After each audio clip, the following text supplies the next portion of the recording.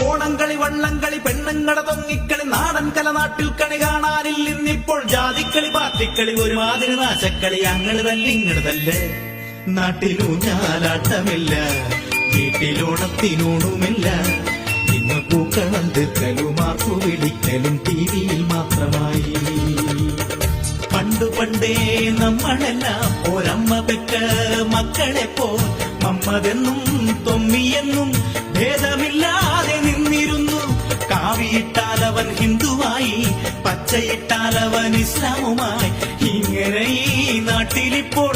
ഓരോ ജാതിക്കും ഓരോ നിറം സ്മോളടിക്കാൻ ചെന്നിരുന്നാൽ അവിടെയും ഉണ്ടല്ലോ ജാതി ചിന്ത